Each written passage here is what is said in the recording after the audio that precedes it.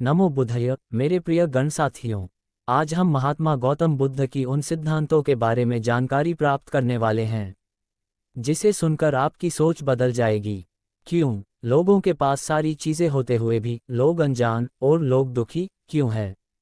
ये कहानी महात्मा गौतम बुद्ध और एक भिखारी की है। कैसे महात्मा बुद्ध ने उस भिखारी के जीवन में ज्ञान की प्रकाश डालकर उसकी बर्बादित होने वाली जिंदगी को बचाया। तो आइए शुरुआत करते। ये उन युगों की बात है जब महात्मा गौतम बुद्ध जी गांव-गांव में परेशान, बेबस, लाचार और दुखी लोगों की समस्याओं का निवारण करते थे। एक बार महात्मा बुद्ध एक गांव में अपने शिष्यों सहित घने पेड़ की छांव के नीचे बैठे थे। आसपास के गांवों से बहुत से लोग अपनी मानसिक समस्याएं लेकर महात्मा बुद्ध के पास आ रहे थे। महात्मा बुद्ध उन सब की मानसिक परेशानियों का समाधान देते। सब लोग खुशी खुशी अपनी समस्याओं का समाधान पाकर वहां से लौट रहे थे। वहीं से कुछ दूर बैठा लोगों को बुद्ध के पास जाते देख एक दुखी भिखारी अपने भाग्य को कोसता हुआ यही सोचने लगा कि अभी कुछ देर पहले तो ये लोग दुखी मन से मुंह लटकाए उन महात्मा के पास गए थे, और अब इतना खुश होकर कैसे वापस लौट रहे हैं? आखिर माजरा क्या है? जरा मैं भी जाकर देखूं कि वो महात्मा ऐसा कौन सा खजाना बांट रहा है इन लोगों को। वे इतने प्रसन्न हुए कि उनके चेहरे लाल हो गए। जब वो दुखी भिखारी कुछ नजदीक गया तो उसने देखा कि ये महात्मा तो लोगों को प्रवचन देकर लोगों के दुख का निवारण कर रहे हैं। ये देखकर भिखारी के मन में भी तीव्र इच्छा हुई कि क्यों न मैं भी इन महात्मा को अपना दुख बताऊं।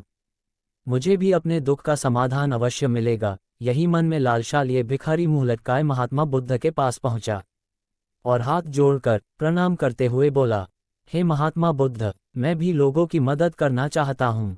मुझे लोगों की मदद करने की बहुत इच्छा है, लेकिन मैं कैसे मदद कर सकता हूँ?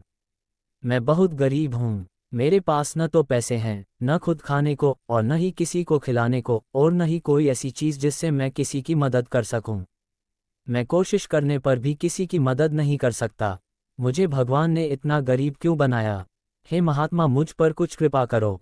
इतना बोलते हुए भिखारी वही जमीन पर बैठकर दर्द भरे आंसू लिए रोने लगा। महात्मा बुद्ध बोले, आप बहुत अज्ञानी हैं, क्योंकि आप अभी तक इस भ्रम में जी रहे हो कि तुम्हारे पास कुछ नहीं, जबकि दूसरों को कुछ देने के लिए तुम्हारे पास बहुत कुछ है। तुम बिना धन और वस्तु के भी दूसरों की मदद कर सकते हो। तुम्हारे पास जुबान है जिससे तुम मीठे शब्द बोलकर किसी के दुखी चेहरे पर मुस्कान ला सकते हो। इन्हीं शब्दों की ताकत से तुम किसी के भी टूटते हौसलों को फिर से मजबूत कर सकते हो। इन शब्दों की शक्ति से आप किसी के भी मन में सकारात्मक विचारधारा के बीज बो सकते हैं और उसे गलत रास्ते पर जाने से रोक सकते हैं। तुम्हारे दो हाथों से किसी भी कमजोर या लाचार व्यक्ति की सहायता कर सकते हो। आपके दो आंखें किसी अंधे को रास्ता दिखा सकते हैं। तुम किसी के लिए दुआ कर सकते हो, ये हो सकता है कि उनके बुरे काम फिर से हो जाएं। आप किसी के अच्छे स्वास्थ्य की कामना कर सकते हैं, लेकिन अज्ञानतावश तुम अब तक इस बात को समझ नहीं पाए और इस भ्रम में अब तक जीते रहे कि तुम्हारे पास मदद करने के लिए कुछ नहीं। किसी की मदद करने के लिए धन और वस्तु का होना अनिवार्य नहीं है। बिना धन और वस्तु के भी हम कई प्रकार से लोगों की मदद कर सकते हैं। महात्मा बुद्ध के ज्ञान से भरे ये सुंदर शब्द सुनकर भिखारी के चेहरे पर मुस्कान आ गई और वह खुशी से झूमता हुआ वहां से चला गया। महात्मा गौतम बुद्ध की इस कहानी से सीख।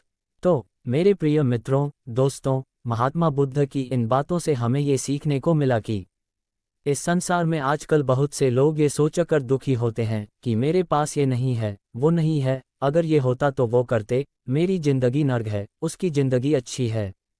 इसलिए महात्मा गौतम बुद्ध जी ने कहा है कि जो आपके पास है उसी में संतुष्ट रहना सीखें और बिना मतलब के लोगों की मदद करें। इन्हीं से आपको परम सुख की प्राप्ति होगी।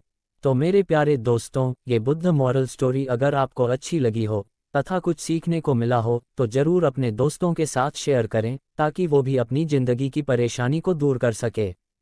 यह महत्वपूर्ण जानकारी आपको कैसी लगी जरूर बताना। धन्यवाद।